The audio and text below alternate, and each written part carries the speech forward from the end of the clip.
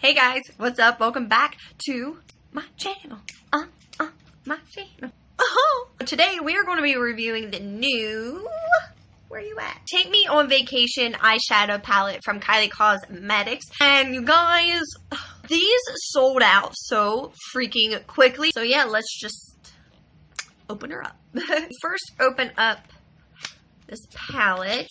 I really dig in the camo she's got going on. It reminds me of my hometown. So this is what the palette looks like on the outside. It has the names of the colors on the back, which is pretty cool. My personal preference, I like them below the shade, not just on the back, but you know, whatever. And when you open, this plastic thing has got to go. So when you open her up, this is, ooh, hi. This is the shades that you get when you open up the palette. So in this palette, you get 18 shades, and I believe 7 of them are shimmer. Yeah. This is a really pretty set. I'm not so sure how it's going to work out, and I don't know how much it really reminds me of vacation, because again, when I say summer, I want to see some fucking bright colors, and the blue is the only one that's like, oh, hi. Usually I'm like okay with Kylie's eyeshadow palettes. Nothing that really just wows me about her previous ones. But this one really caught my eye because of that blue. I was really hoping that this one will be like... Without further ado, guys, let's get into this demo. I've been looking up some eyeshadow looks with this palette. I kind of want to do something different than other big YouTubers have done because I don't want to look like a copycat, you know? But so many people have used this blue. I'm like... Come on. But I have blue hair, so that's fucking acceptable, okay? I'm actually going to try to use this brush. I usually don't give brushes that come with eyeshadow palettes or anything, really, a chance. So my eyes, of course, are already primed, so let's just go ahead and get into this, shall we? First, I'm going to be taking the shade Little Feller to just start out really light. It seems to pick up the product kind of nicely. There is a little bit of fallout, so I'm kind of like, not liking that. I could be wrong.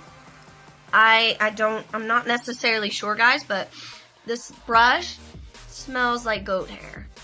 I'm not so sure about this brush now. I don't know. I mean, it picks up the product pretty nicely, but I'm getting a lot of fallout, so I don't know how that's going to go for me. I'm going to take the shade, this dark brown. I picked it up pretty nice, but there's a lot of fallout. I'm not liking that. It's getting too big for me. That's what she said. So I'm going to pick one of my other brushes from the Morphe Copper Dreams brush set and just go in with that same color and try to go back into the crease.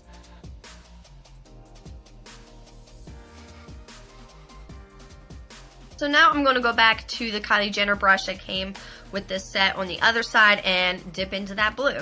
When Kylie was talking about this color, a lot of fallout on her Snapchat. She was saying that it's best to wet it first, which I get and I totally understand. You know, I like to wet shadows too, but I also want to see what they do by themselves. That's a biggie with me. I don't want to always have to be like, okay, do I wet this one or no?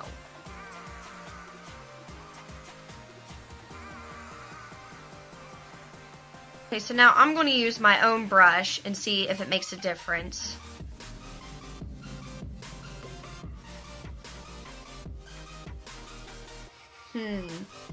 I'll go ahead and wet my brush and see if that helps.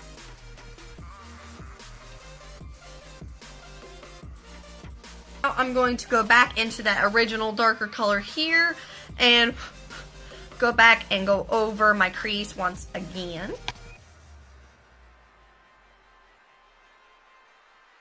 So now I'm going to take this light shimmery shade here and put it on the inner corner of my eyes. I was going to use this one, but it's not really my color. And now I'm going to go in my lower lash line and use that same brown color again. So now I'm going to go in with my favorite e.l.f. cream eyeliner in Teal Tease, and I'm going to create a wing. I went ahead and added a blue wing. I'm going to go off camera and finish my other eye real quick and add some mascara, and then I will be right back. Okay guys, so I went ahead and put mascara and finished the other eye off camera. Before I get into what I think about the eyeshadows, I want to quickly just see what this one shade does as a highlighter. So I'm just going to really quickly highlight my cheekbones and see what that looks like. Wow. That, my friends, is not bad. Alright, so my overall thoughts on this palette.